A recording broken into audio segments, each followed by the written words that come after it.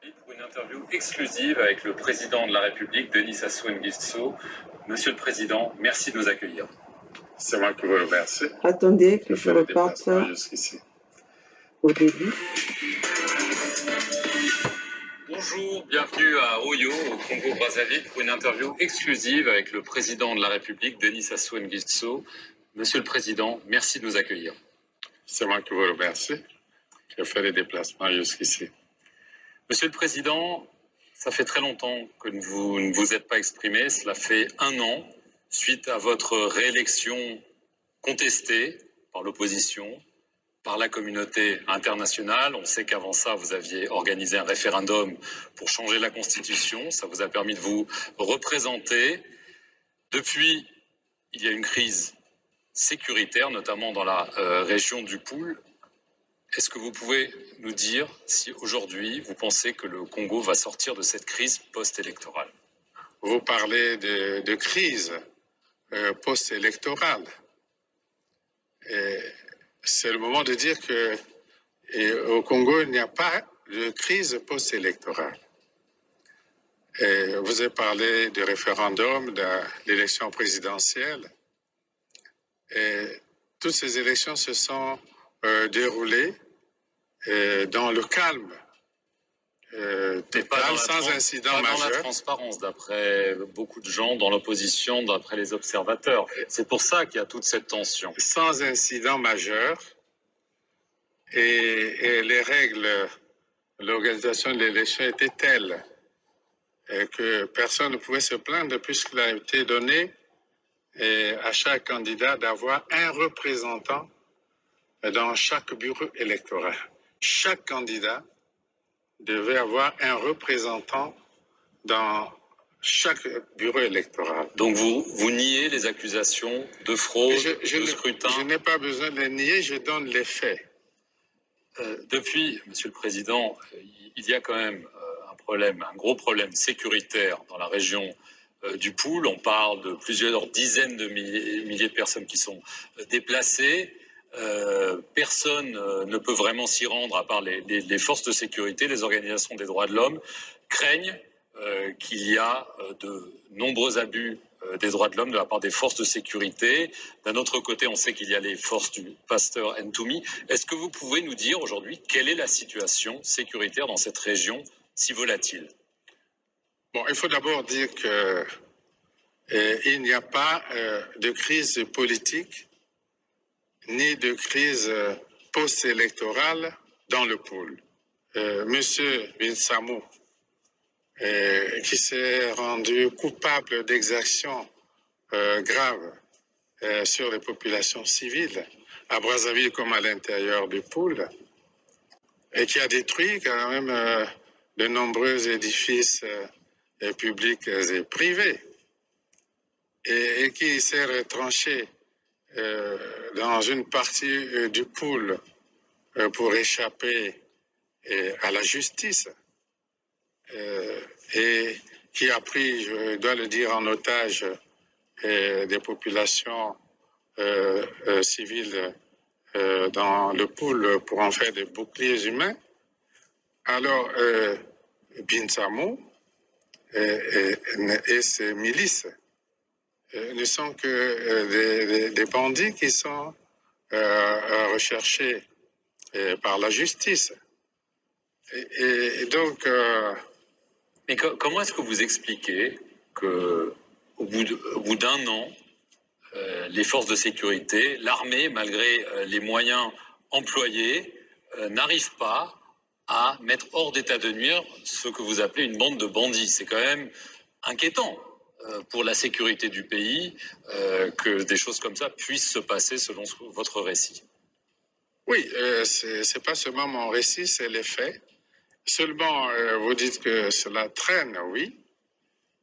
C'est parce que cette espèce de guerre asymétrique que développent les miliciens de Binsamou dans le Poul,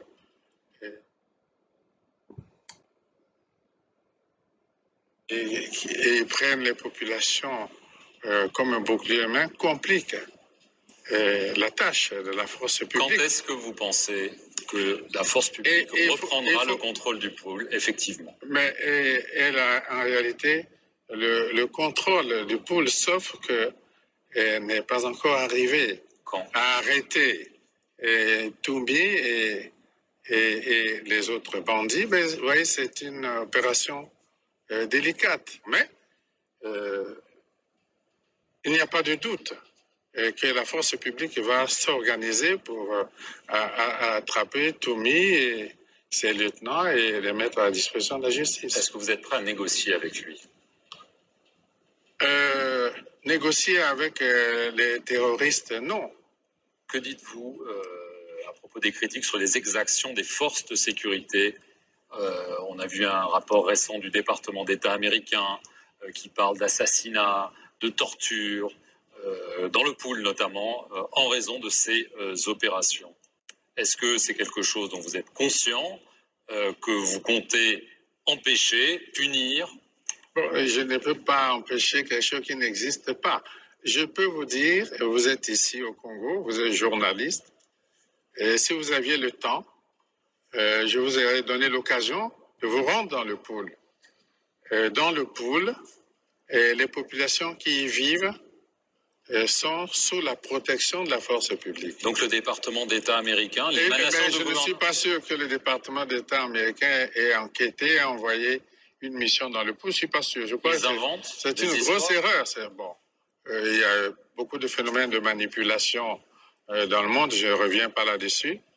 Je lance le défi à tous ceux qui ont publié ce rapport de venir au Congo et de se rendre dans le pôle et d'entrer en contact avec les populations.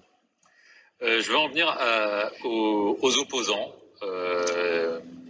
Beaucoup sont en prison. Un certain nombre de leaders sont accusés d'atteinte à la sécurité de l'État.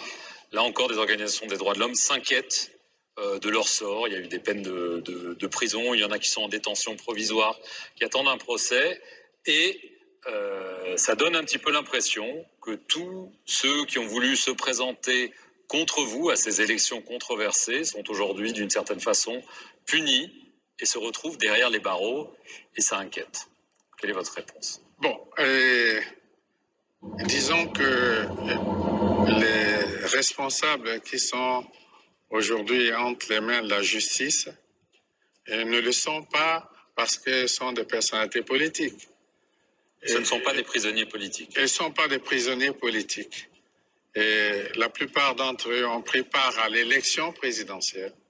Ils ont battu campagne et n'ont pas été élus. Ça, c'est une autre histoire. Mais ils sont des prisonniers de droit commun parce qu'ils ont été rendus responsables d'actes extrêmement graves. Il n'y a pas de chasse aux sorcières déguisées derrière. Mais tous les autres candidats à l'élection présidentielle, vous êtes ici au Congo, vous pouvez constater qu'ils sont libres. Est-ce que les élections à venir que vous avez mentionnées, législatives, se dérouleront dans de meilleures conditions de transparence? On se souvient que l'élection présidentielle, par exemple, il y avait eu ce qu'on a appelé une sorte de blackout pendant quelques jours, qui avait fait en plus planer le doute. Est-ce que vous pouvez donner des garanties que cette fois-ci, une meilleure transparence sera assurée sur la préparation et le déroulement de ce scrutin? Bon, vous parlez de blackout? Non. Et je vous ai dit tout à l'heure que l'élection s'est déroulée de la manière la plus ouverte possible. Oui, à un certain moment, lorsque nous avons senti qu'à l'extérieur du Congo, des forces travaillaient pour créer des désordres dans notre pays et utiliser des éléments inconscients pour perturber la paix dans le pays, oui, le gouvernement avait décidé de suspendre pendant quelques jours certaines communications. Mais cela n'avait aucun rapport avec l'élection elle-même. Il y avait une vraie menace? Oui, menace parce que nous avions quand même des éléments qui indiquaient que certains éléments mercenaires venus des pays étrangers étaient autour de notre pays et s'organisaient pour créer le désordre dans le pays. Si je comprends bien ce que vous dites qu'il y avait une volonté orchestrée depuis l'étranger à travers des mercenaires pour vous renverser. Établi, et nous aurons la possibilité de le prouver. Bientôt. J'espère. Autre dossier dont vous êtes en charge au sein de l'Union africaine, la Libye. La situation est extrêmement instable. L'Union nationale semble être un vain mot. Est-ce que vous êtes véritablement inquiet de la situation sécuritaire en Libye et de l'impact, évidemment, que ça a dans la région, dans la sous-région en tout cas? Bon, inquiet, je crois dans le cas de la Libye, parler seulement d'inquiétude, c'est un euphémisme. Parce que la Libye, c'est le grand drame depuis 2011. Je crois que en Méditerranée, ce matin, on est au milieu de l'année, bientôt au milieu de l'année 2017. On dit que les migrants en Méditerranée, déjà au milieu de l'année 2017, sont plus nombreux que ceux de toute l'année 2016. Nous travaillons pour tenter d'obtenir la tenue d'une grande réunion avec toutes les parties, pas seulement le maréchal Haftar et Sarraj ou Aquila, mais tous les autres, les responsables des tribus, les Libyens à l'étranger. Nous ne perdons pas espoir, et parce que nous savons que le peuple libyen aussi fait confiance à l'Union africaine dans cette démarche. Nous pensons que nous pourrons réussir l'organisation d'une grande rencontre de tous les Libyens. Est-ce que ça inclut aussi les anciens kadhafistes, dont le fils, par exemple, Saïf al-Islam? Aussi. Et nous prenons contact avec tous, parce que nous pensons qu'en Libye, il faut une solution politique. Nous prenons contact, oui, y compris avec le fils Saïf Islam et d'autres dirigeants libyens à l'étranger. Et nous le faisons de façon transparente toujours. Alors, en France, justement, on va en venir à ce qui s'est passé au mois de mars. Votre neveu, Wilfried Nguesso, a été mis en examen pour, je cite, blanchiment de détournement de fonds publics. Dans l'affaire dite des biens mal acquis qui dure depuis une décennie. En août de l'année dernière, 2 immeubles en banlieue parisienne ont été saisis. On a notamment parlé des comptes de la Société congolaise des transports maritimes, la Socotram. On a parlé de retrait en liquide pour vous, pour votre entourage. Quelle est votre réaction à cette mise en examen de votre neveu? Lorsque nous assistons à un battage de presse et à tous les montages que nous observons, nous disons simplement que il y a en réalité volonté de nuire et acharnement. Et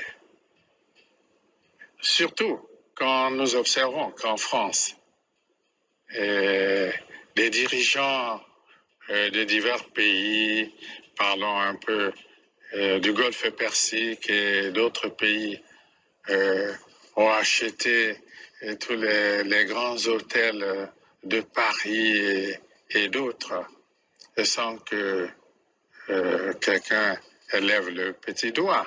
Il y a 2 poids, 2 mesures. Ah bah, c'est comme le nez sur la figure.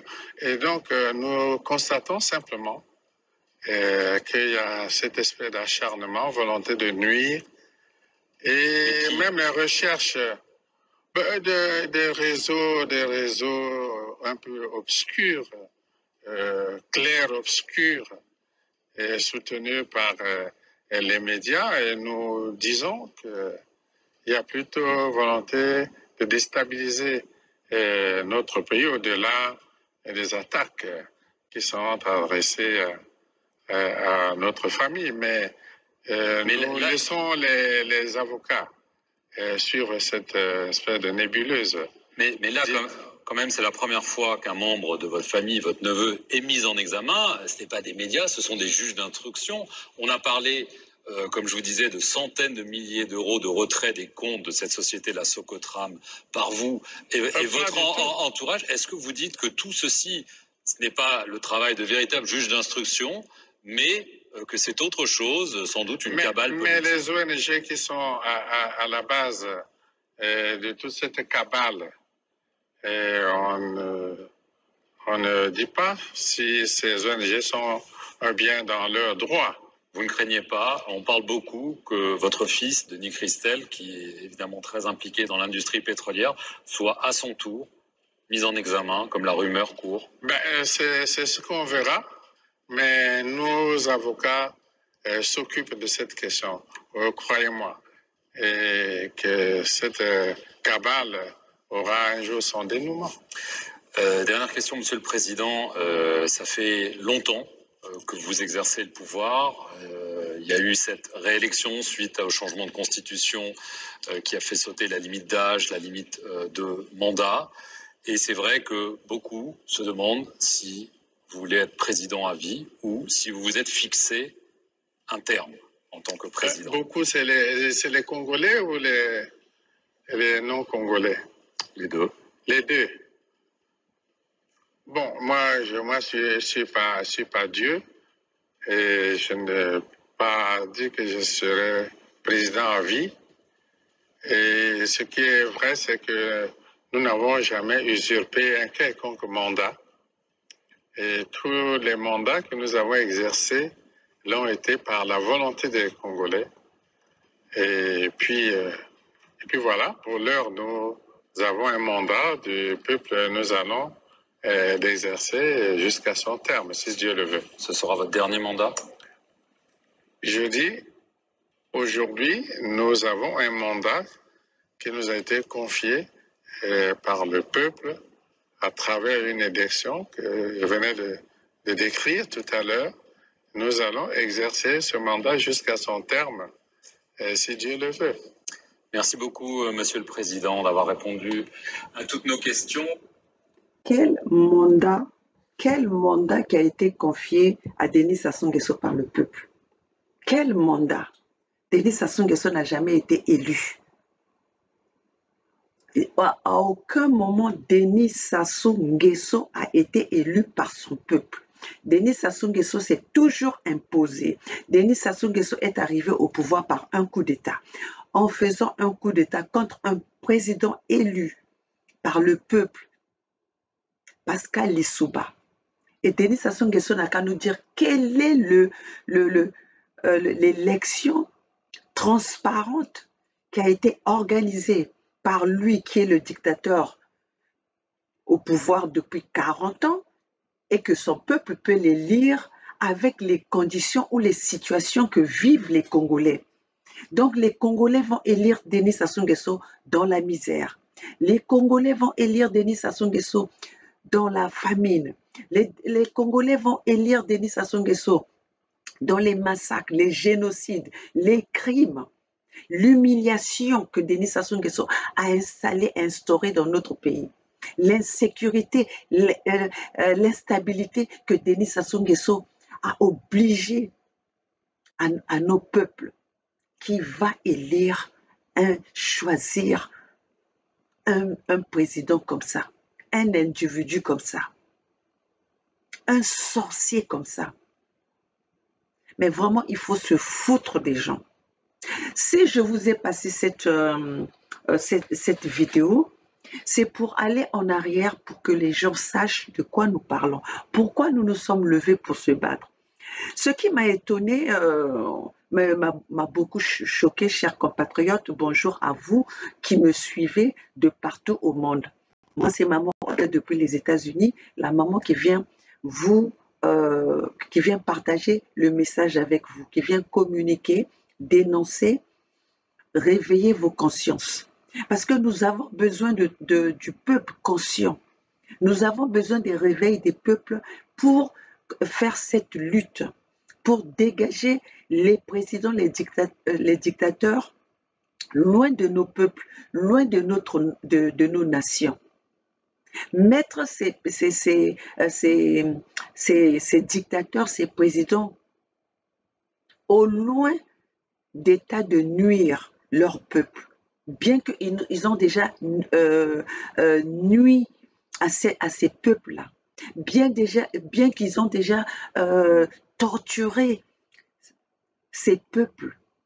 Mais nous ne pouvons pas nous arrêter à les laisser continuer dans la kleptomanie, la mythomanie, le mensonge devant le monde entier. Sauf que les peuples qui sont dans nos pays ne peuvent pas se défendre. Vous savez très bien que même ces journalistes qui interviewent Denis Sassou Nguesso savent de quoi Denis Sassou Nguesso est capable. Quand il parle des prisonniers politiques et que lui-même, Denis Sassou Nguesso, répond que ce sont des prisonniers des droits communs. Droits communs en quoi? Qu'est-ce qu'ils ont commis comme faute, comme erreur? Qu'est-ce qu'ils ont fait ils ont commis comme délit? Alors, mes chers compatriotes, pourquoi nous devons encore rester là à regarder, à laisser que ces mêmes présidents viennent devant nous arnaquer, viennent devant des caméras, des médias, nous chiffonner? Parce que quand un président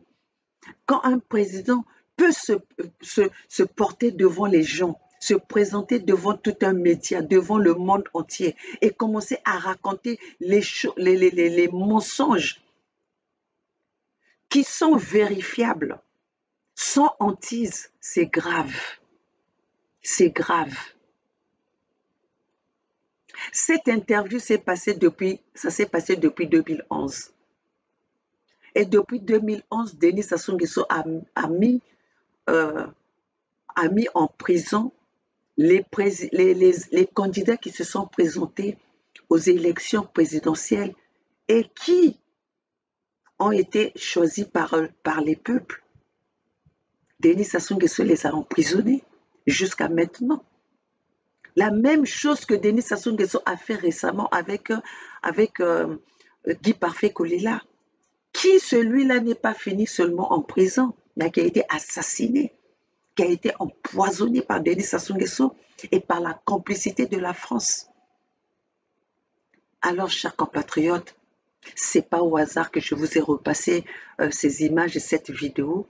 J'ai été choquée et étonnée de voir que pendant l'interview du président, du ministre des Affaires étrangères russe, et les intervenants, il y a eu des gens, il y a eu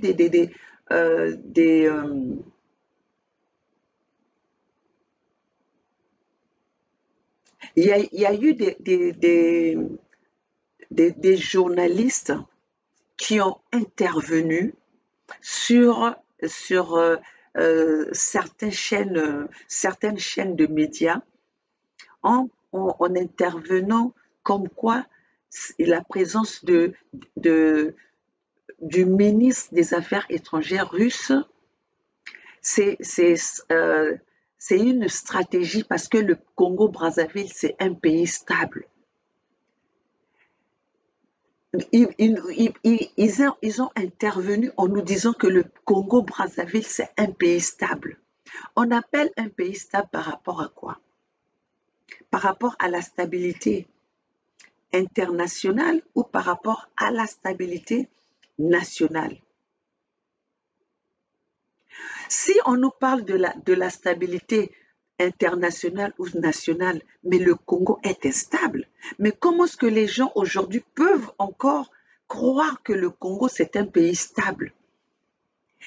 Quand j'ai montré cette vidéo pour que ces ces individus, les intervenants qui croient que le Congo-Brazzaville, c'est un pays stable, qu'ils entendent de leurs propres oreilles qu'il y a eu il y a eu le génocide, les criminels, Denis, il y a eu une guerre asymétrique au Congo-Brazzaville, dans la région du Poul, dans les régions du Sud. Alors, s'il y a une guerre asymétrique, ce pays-là peut être stable. Cette guerre asymétrique a été contre qui? Contre les peuples ou contre les étrangers? Contre les mercenaires ou les terroristes? Alors, on nous parle de la stabilité, pourquoi? Parce que le Congo n'a pas de terroristes. Mais même si le Congo n'a pas de terroristes, mais si le président du pays tue ses propres citoyens, c'est ça que vous appelez la stabilité? C'est comme aujourd'hui, on va nous dire qu'il y a la stabilité en RDC, pendant que les gens sont en train de mourir et que la communauté internationale n'intervient pas, alors qu'ils sont sur place. On nous parle de la MONUSCO, qui sont sur place au Congo, en RDC. Pendant 20 ans, ils n'ont pas pu stabiliser cette zone est de la RDC. Aujourd'hui même, les habitants de Goma commencent à manifester et demandent le départ de la MONUSCO, parce qu'ils sont là-bas depuis 20 ans, que ce peuple-là, cette zone-là est instable. Alors, à quel moment vous allez nous parler, vous pouvez nous faire comprendre qu'est-ce que c'est la stabilité ou il n'y a pas la stabilité? Parce que le Congo-Brazzaville n'est pas stable. Pour votre information, le Congo-Brazzaville n'est pas stable. Le Congo-Brazzaville, avec une population de 5 millions, Denis Sassou Nguesso, à lui-même, il a tué près de 2 millions des peuples Congo. Alors, c'est ça que vous appelez la stabilité? Je suis vraiment étonnée et choquée. Je suis suffoquée à entendre que les intervenants qui sont connus dans les affaires de l'Afrique nous parlent de la stabilité du Congo-Brazzaville. Donc, ces mêmes intervenants ne sont pas au courant que Denis Sassou Nguesso, Denis Sassou Nguesso est au pouvoir Denis Sassou Nguesso, c'est un dictateur. Et que Denis Sassou Nguesso est arrivé au pouvoir par un coup d'État, en déstabilisant un président qui a été élu qui a été élu par son peuple, qui est arrivé au pouvoir par une élection libre, par un président qui est arrivé au pouvoir élu par son peuple, Pascal Lissouba, qui est mort à l'étranger, qui est mort en exil. C'est ça qu'on appelle un pays stable. Un pays stable, les citoyens n'ont pas peur de rentrer chez eux. Les citoyens n'ont pas peur de dire, d'apporter leur opinion par rapport par rapport au gouvernement, par rapport à la façon dont le pays est gouverné.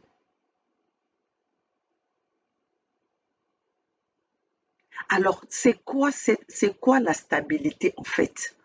J'aimerais savoir c'est quoi la stabilité. La stabilité, c'est selon les intervenants, selon les analystes, ça veut dire que quand on tue son peuple et qu'on ne touche pas l'international, c'est ça la stabilité. On peut tuer son peuple à un nombre phénoménal. Ceci on appelle ça la stabilité. Mais Denis Sassou Nguesso, à lui tout seul, il est responsable des millions des habitants. Il est responsable de la déstabilisation du Congo ou même de l'Afrique. Qui a déstabilisé la Libye? Denis Sassou Nguesso a été en complicité avec les Européens, les Occidentaux pour déstabiliser l'Afrique. Denis Sassou Nguesso est un modèle en quoi? Depuis qu'il a la responsabilité d'établir la paix, d'établir la sécurité en Libye, nous sommes à combien d'années aujourd'hui où nous voyons que la Libye est instable? Est-ce que nous avons besoin de faire des grandes études pour voir à quoi ressemble la Libye aujourd'hui? La Libye qu'on a confié la stabilité à Denis Sassou Nguesso, dont on a confié la négociation à Denis Sassou Nguesso, la médiation à Denis Sassou Nguesso. Et cela ne s'arrête pas en Libye. Aujourd'hui, on veut encore nous présenter Denis Sassou Nguesso comme un modèle pour la stabilité, pour la médiation, pour les peuples maliens, pour la crise qui se passe entre le Mali et Ouattara, parce que je ne parlerai pas du peuple ivoirien, de la crise du gouvernement malien et Ouattara qui veut déstabiliser le Mali, qui veut déstabiliser le gouvernement du président Assimi Goïta choisi par son peuple, qui veut déstabiliser le gouvernement d'Assimi Goïta dont les Africains ont l'espoir, ont mis leur espoir, leur rêve en Assimi Goïta pour sauver l'Afrique. C'est quoi les critères en fait pour qu'on puisse nommer un négociateur? C'est quoi les critères pour qu'un président soit modèle d'une médiation?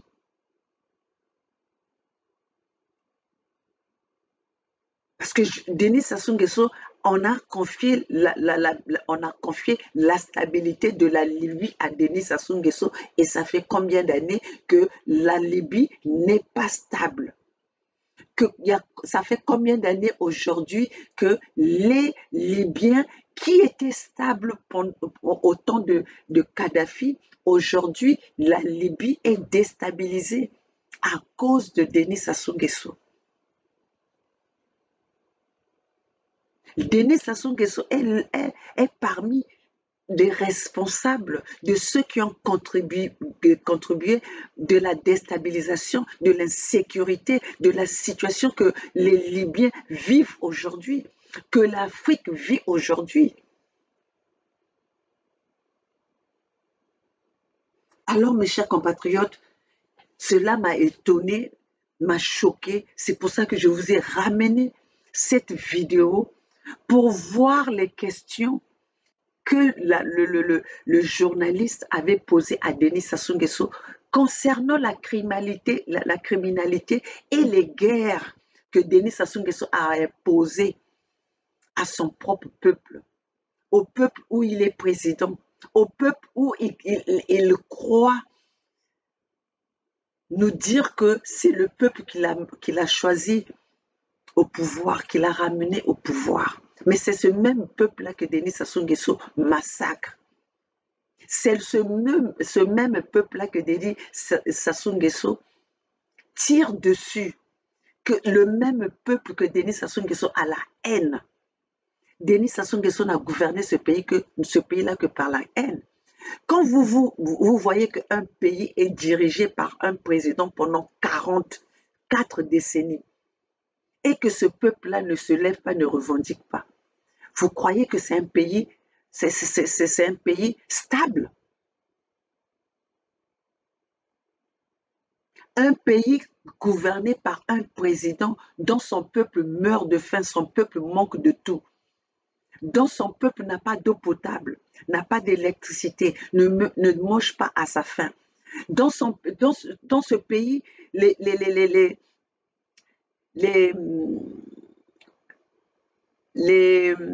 fonctionnaires ne sont pas payés. Les retraités ne perçoivent pas leur dû. C'est un pays stable. Qui peut supporter la faim? Qui peut supporter l'humiliation sans pourtant en dire un mot, sans pourtant revendiquer? Si un peuple ne revendique pas, c'est qu'il y a derrière la dictature. Il y a derrière l'oppression. Et c'est ce que les peuples congolais vivent aujourd'hui au Congo-Brazzaville, sous la dictature de Denis Sassou Nguesso. Alors ne venez pas nous brandir, ne venez pas nous vendre ou nous exposer la stabilité, le fake stabilité au Congo-Brazzaville, cette fausse stabilité au Congo-Brazzaville. Le Congo-Brazzaville est instable. Le Congo-Brazzaville est massacré par Denis Sassou Nguesso. Denis Sassou Nguesso gouverne ce pays par les tirs de canon que lui-même il a dit que la communauté internationale, que Toumi a pris les peuples du Sud, les peuples du Poul en otage. C'est Denis Sassou Nguesso qui a pris le peuple congolais en otage. Ce n'est pas une nouveauté pour qui que ce soit. Ce n'est pas une nouveauté. Alors j'aimerais bien que les analystes, les professeurs, tous ces gens-là qui interviennent, avant d'intervenir, de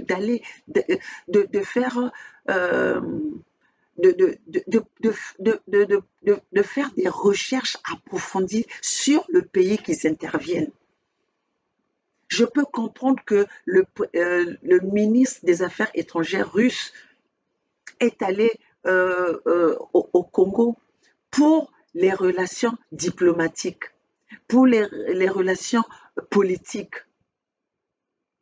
Mais dire que le Congo-Brazzaville est stable, ça c'est vraiment se moquer des peuples congolais qui souffrent aujourd'hui, les peuples congolais les peuples congolais qui sont humiliés aujourd'hui.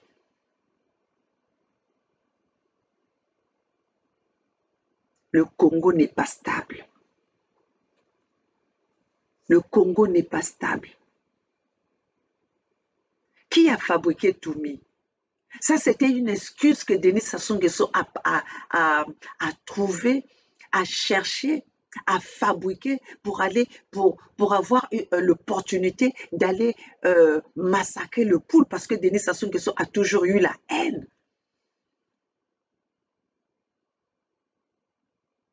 Parce que Denis Sassou Nguesso a peur de ce peuple.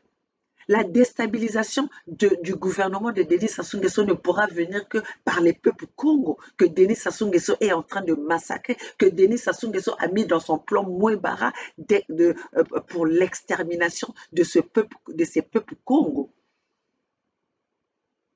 Nous ne pouvons pas le nier.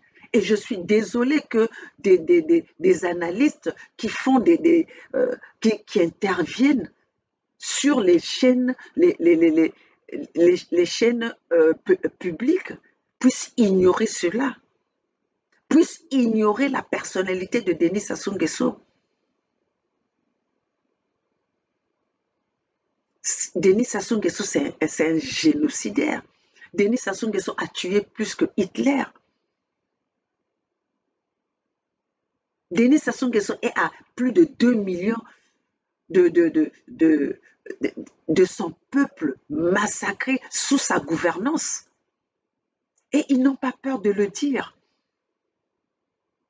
Un ministre de Denis Sassou Nguesso qu'on appelle Ndengue l'a dit ouvertement.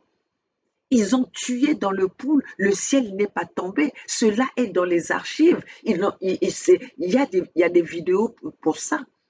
Alors quand un membre du gouvernement de Denis Sassou Nguesso, un bras droit du gouvernement de Denis Sassou Nguesso, en l'occurrence son neveu, qui vient dire publiquement, nous avons tué dans le Poul, nous avons massacré dans le Poul, le ciel n'est pas tombé. Alors, on peut massacrer un pays qui est stable. On peut massacrer un pays qui est stable. Et Denis Sassou Nguesso, dans sa kleptomanie et sa mythomanie, vous raconte des choses que vous pouvez vérifier. Vous faites exprès de ne pas voir la réalité. Vous faites exprès de ne pas voir la souffrance des peuples Congo. Vous faites exprès de ne pas voir comment est-ce que Denis Sassou Nguesso a massacré les peuples Congo. Ce n'est pas une guerre qui est cachée. C'est une guerre qui a été vue au-dessus de tout le monde. Denis Sassou Nguesso a sillonné le ciel des peuples Congo, de la zone du Poul, avec les hélicoptères pilotés par des pilotes ukrainiens.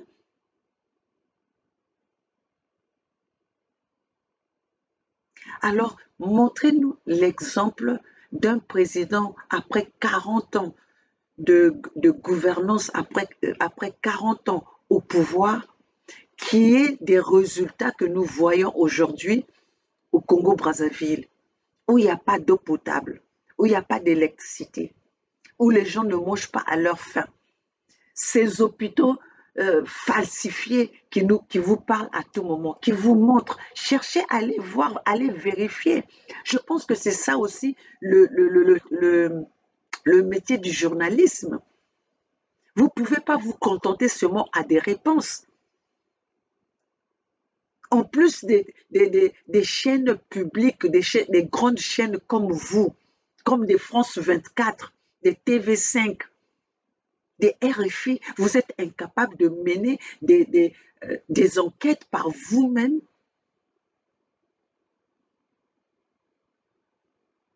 Vous faites exprès, vous êtes des complices, des accompagnateurs du génocide de Denis Sassou Nguesso fait au peuple Congo. Vous êtes des accompagnateurs. Parce que si vous ne pouvez même pas voir la situation du Congo, la situation chaotique du Congo, et que vous êtes encore là, excusez-moi, hello? Hello?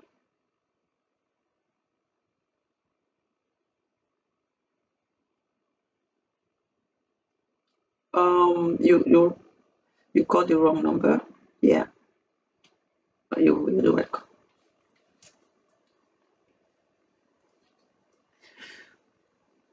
Oui, excusez-moi. Quand c'est les journalistes ne peuvent même, moi je pense que le métier du journalisme, c'est d'aller sur le terrain. Vous ne pouvez pas vous baser, vous arrêter que par des palais présidentiels, par des petits carrés où on vous a fait votre confort pour faire des interviews. Allez voir des populations. Allez interviewer des populations si vous voulez avoir la vraie vérité. Si vous voulez voir la réalité. Pourquoi vous vous arrêtez au gouvernement? Vous interviewez que des gouvernements. Et de surcroît, des gouvernements dictatoriaux, des gouvernements de la dictature. Non, chers compatriotes.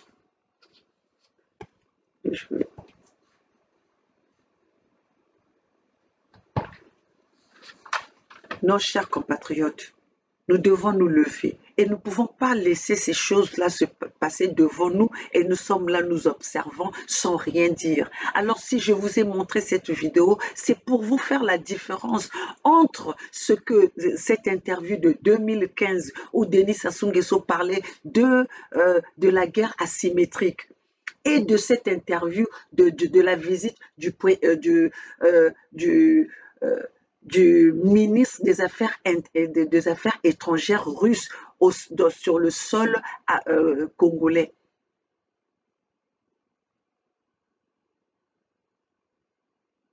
Et c'est les intervenants, les analystes nous parlent de si le ministre des Affaires, les ministres russes des Affaires étrangères a choisi le Congo parce que le Congo c'est un pays stable.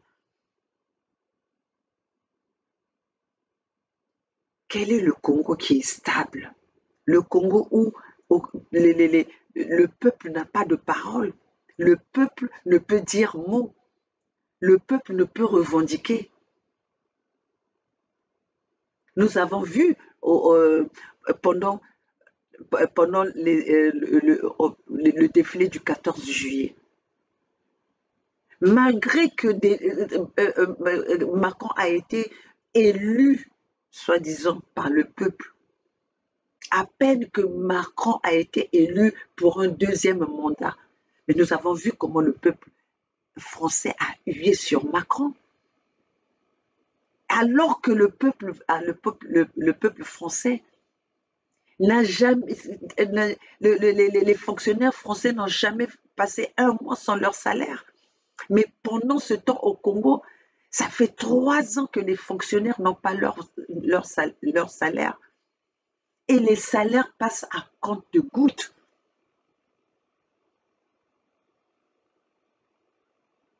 Les retraités, n'en parlons plus.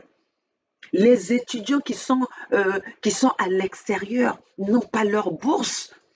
Même ceux qui sont sur place n'ont pas leur bourse. Il faut aller voir quelles sont les conditions, dans quelles conditions les étudiants à l'université Marien Ngouabi font leurs études. Dans quelles conditions? C'est là qu'on peut voir si ce président-là Denis Sassou Nguesso est vraiment élu par son peuple. On ne peut pas aimer quelqu'un qui vous maltraite. On ne peut pas élire quelqu'un qui vous affame. Alors, les journalistes, faites votre travail. Faites votre travail correctement. Arrêtez de vous concentrer juste dans les palais présidentiels. Allez voir les peuples si vous êtes des vrais journalistes. Allez investiguer auprès du peuple. Allez interviewer les peuples, les citoyens, pour voir la réalité de ce qui se passe dans un pays. Vous ne pouvez pas vous arrêter dans des clans du gouvernement. Nous savons tous comment Denis Sassou Nguesso a détourné les fonds des générations futures. Nous savons tous comment Denis Sassou Nguesso et sa famille ont scandalisé les fonds du trésor public. Comment est-ce que Denis Sassou Nguesso et son clan gèrent les fonds des contribuables? Pour ceci, je vais vous passer la vidéo qui nous parle de comment est-ce que Denis Sassou Nguesso et son clan, bien sûr qu'on est en train de lui poser la question à savoir comment est-ce que son neveu et son fils ont détourné les fonds sont mis en examen pour les biens mal acquis. Denis Sassou Nguesso nie tout cela en bloc.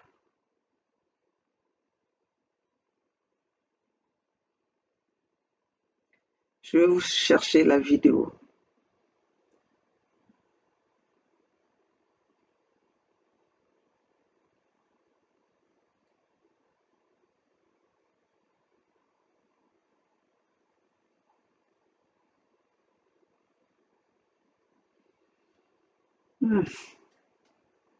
Regardez la vidéo aujourd'hui.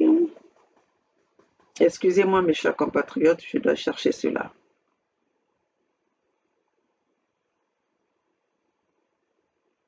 Ceci est dans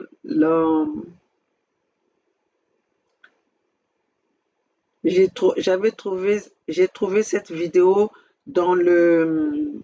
sur la chaîne de notre frère qui a bien expliqué, notre frère Bernard Pungui, qui a bien expliqué les détournements des fonds commis par le fils de Denis Sassou Nguesso, Miami 2. Je vais chercher cela. Miami Gate 2.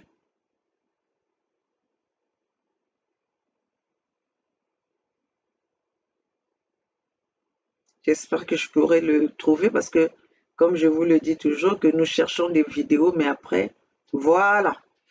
Voilà, mes chers compatriotes, nous allons quand même voir ça quand Denis Sassou Nguesso se dit que c'est les juges s'acharnent sur son fils ou son neveu. Nous allons tous voir avec les preuves des accusations de détournement des fonds publics des Congolais par le fils de Denis Sassou Nguesso, Christian Denis Sassou Nguesso.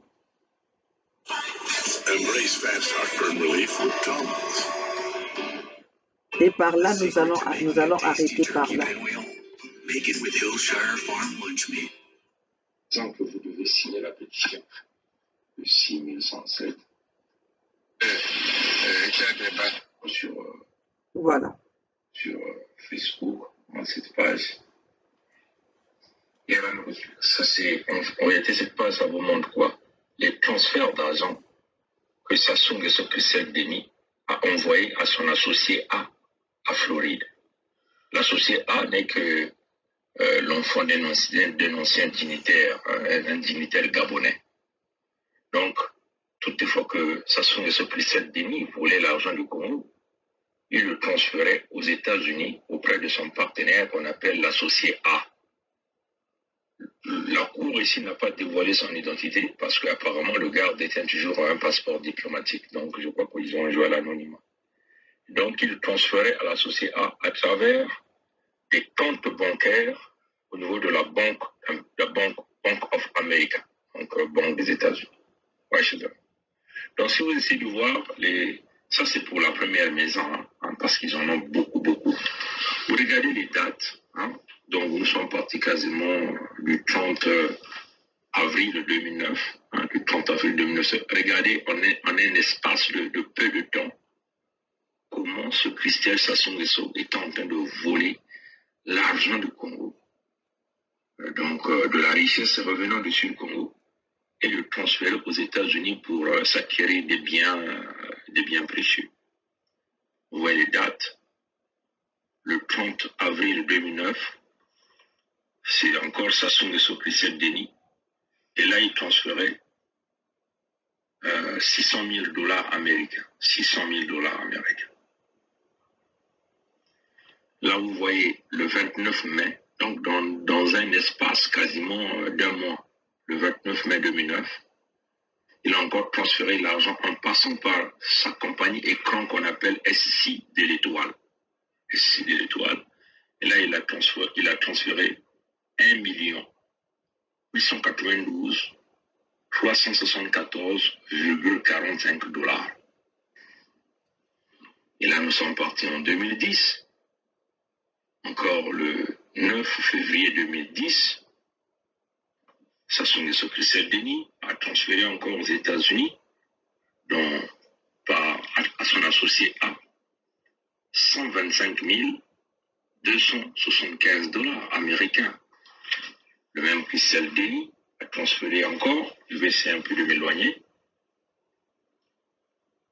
le 15 juin 2010, il a transféré 330 920 dollars américains. Le 15 octobre 2010, Sassou Nguesso Christian Denis a encore transféré 145 000 dollars américains. Le 25 octobre 2010, le même Sassou Nguesso, donc dans un espace de 2 semaines, a encore transféré 250 500 dollars américains. Le 26 janvier 2011, Sassou Nguesso Christian Denis a encore transféré 100 000 dollars américains. Le 7 juillet 2011, il a utilisé, ça c'est son chauffeur, la Cour ici le présente comme son chauffeur. Il a utilisé son chauffeur qu'on appelle ici Elenga Charlie Goldberg. Et là, il a transféré 385 000 dollars américains. Le 18 novembre 2011, il a encore utilisé une compagnie écran qu'on appelle SC Étoile. Et là, il avait transféré 93 000 dollars américains. Le 16 février 2012, il a utilisé une compagnie écran qu'on appelle Mercuria. Là, il a transféré 100 000 dollars américains. Le 4 juin 2012, il a encore utilisé Mercuria, une autre compagnie écran qui lui appartient. Il a transféré 105 dollars américains. Le 5 juin 2012, il a utilisé une autre compagnie écran qu'on appelle SC Étoile, qui appartient à Christelle. Et là, il a transféré 327 500 dollars américains. Le 18 juillet 2012, il a utilisé encore SC Étoile. Il a transféré 209 500 dollars américains. Le 22 août 2012, il a utilisé encore sa compagnie écran qu'on appelle Mercuria. Là, il a transféré 3 589 443 dollars américains. Le 23 avril 2013, il a utilisé une autre compagnie écran qu'on appelle SAL Atlas Logistique. Là, il a transféré 222 000 dollars américains. Je vais continuer, hein, chers amis. Hein. Je vais vous montrer d'abord ce tableau-là avant de poursuivre. Le 24 décembre 2013, il a utilisé une autre compagnie écran qu'on appelle Atlas Logistique. Là, il a transféré 219 100 dollars américains. Le 6 janvier 2014, il a utilisé une autre compagnie écran qu'on appelle ici SAL Atlas Logistique. Là, il a transféré 1 million de dollars américains. Le 24 février 2014, il a utilisé Atlas Logistique pour transférer 150 000 dollars américains.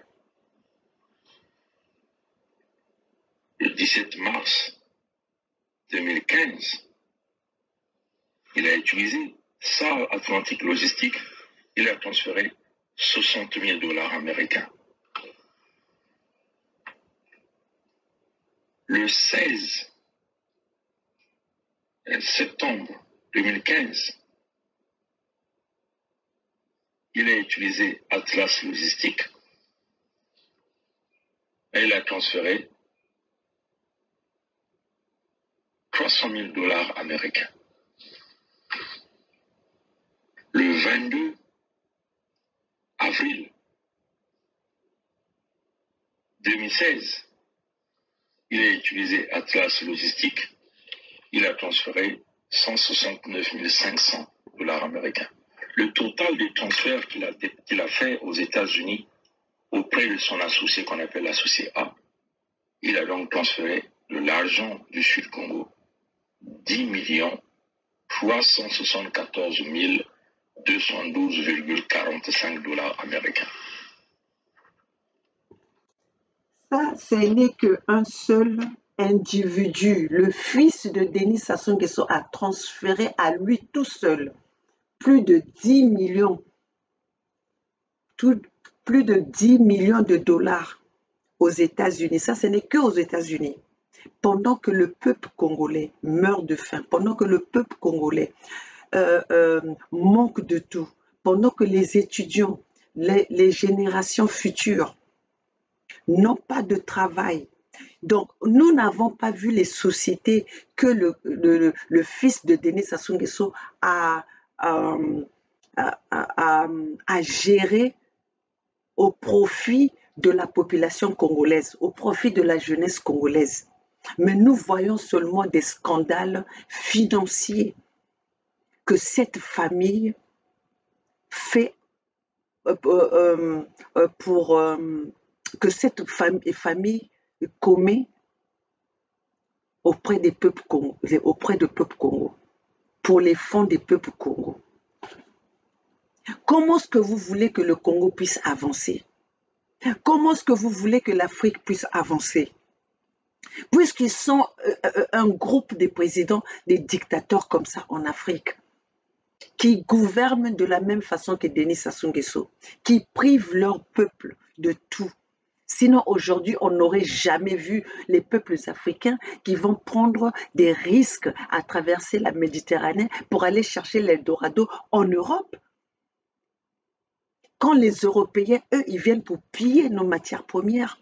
Quand les Occidentaux, eux, ils viennent pour piller, voler nos matières premières, nos ressources naturelles. Et en échange, ils installent les terroristes dans notre continent. Quand on parle des terroristes, les terroristes ne sont pas autres que les Occidentaux eux-mêmes, qui se déguisent en nationaux, qui sont formés en Occident pour venir mater leur peuple, pour venir tirer sur leur peuple. Peuples africains, peuple Congo, nous allons vous parler dans quelle langue? Metkezona benandinga iki, metkezona beno nawa faso. Nous avons besoin des peuples, nous avons besoin de l'éveil des consciences des peuples africains. Réveillez-vous, remuez-vous là où vous êtes. Allez chercher votre liberté, battez-vous pour votre liberté, luttez pour votre dignité.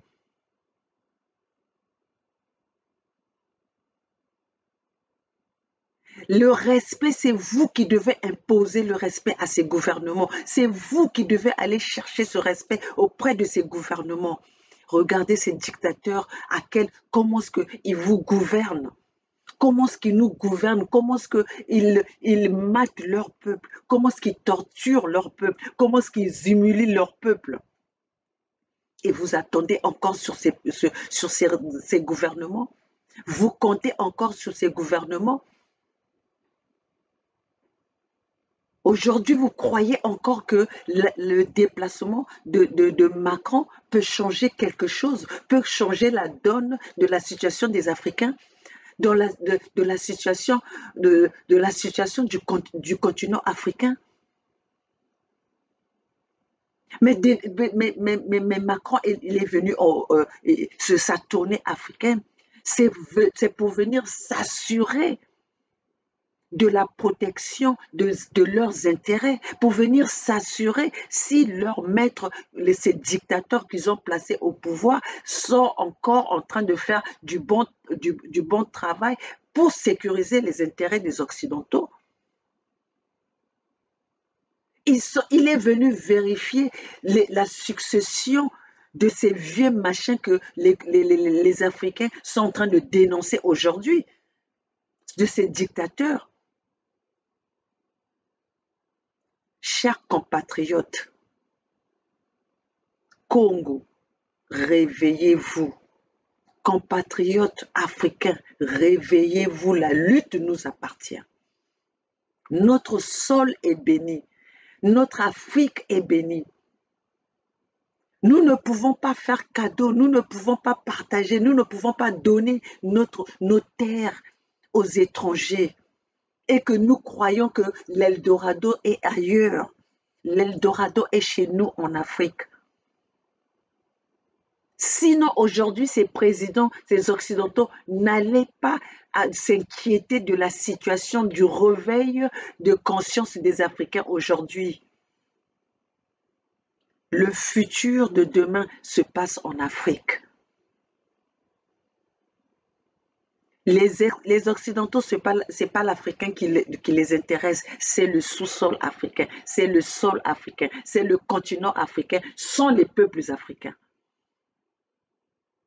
Alors c'est à vous, toi qui es là-bas, tous ensemble, battons pour protéger nos terres, pour protéger nos richesses, pour protéger nos territoires, pour protéger nos peuples. Le sol Congo nous appartient. Macron se Macron se bat pour son peuple français. Ils nous ont montré pendant cette guerre de l'Ukraine. Nous ne sommes pas semblables aux Blancs. Et nous ne méritons pas leur main tendue parce que nous ne sommes pas leurs semblables. Alors qu'est-ce que nous attendons pour prendre conscience de cette phrase? Nous croyons encore que ce sont ces Occidentaux qui viendront nous donner le bien-être. Quand ils ont les clés, ils ont eu les clés de l'Afrique depuis la conférence de Berlin. Depuis 500 décennies que les Européens, les Occidentaux ont les clés de l'Afrique dans leurs mains, ont la priorité, comment on appelle, l'autorité d'exercer sur nos terres, mais sans partage. Vous croyez encore en cela pour venir nous donner la paix ou venir nous donner le bonheur? Vous croyez que notre bonheur va venir des Occidentaux? Chers compatriotes, nous vous invitons à se lever tous ensemble pour dégager l'impérialisme, le néocolonialisme et arrêter la traite négrière qui a changé de la façon de pratiquer cette traite négrière. C'est à nous d'arrêter cela. Sortez dans cet esclavagisme qu'on vous a gardé depuis longtemps. Vous êtes pris en otage si vous comptez toujours sur les mêmes qui vous traitent des esclaves. Si vous comptez encore sur eux pour venir vous délivrer, pour venir vous sortir de là, pour vous sortir de cet otage, vous vous trompez. Tous ensemble, sortez de cette naïveté, sortez de cette ignorance. Tous ensemble, allons nous battre. Luttons pour retrouver nos terres prospères. Seule la lutte libère. Vive la Fédération Sud-Congo, vive l'unité du Sud.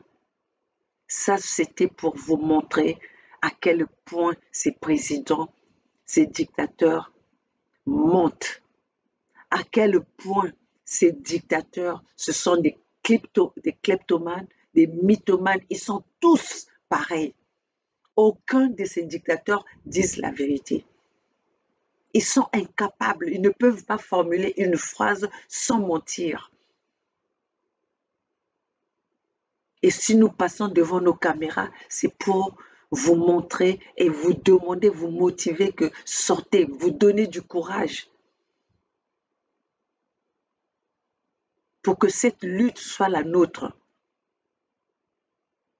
Alors, chers compatriotes, voilà, tous ensemble, c'est maintenant ou jamais. Je pense que j'ai assez porté les éléments pour vous montrer que le Congo-Brazzaville n'est pas stable. Denis Sassou Nguesso, c'est un dictateur et c'est pas avec un dictateur que les peuples peuvent s'exprimer librement. C'est pas avec des dictateurs que on peut organiser les élections libres dans son pays. C'est pas avec un dictateur où les résultats des élections présidentielles sont fiables. Alors, chers compatriotes, voilà ce que j'avais à vous dire ce soir. Nous allons, la patrie ou la mort, nous vaincrons. L'unité du Sud, la Fédération Sud-Congo ou la mort, nous vaincrons. Vive la Fédération Sud-Congo, vive ma famille de la Fédération Sud-Congo, vive la famille USK, tous ensemble, c'est maintenant ou jamais. J'oublierai pas, j'hésiterai pas de dire merci à mes frères Bernard, Gervais, Edim, les rois de Luango. Tous ensemble, nous allons vaincre et la victoire nous appartient. La victoire, c'est à nous bientôt.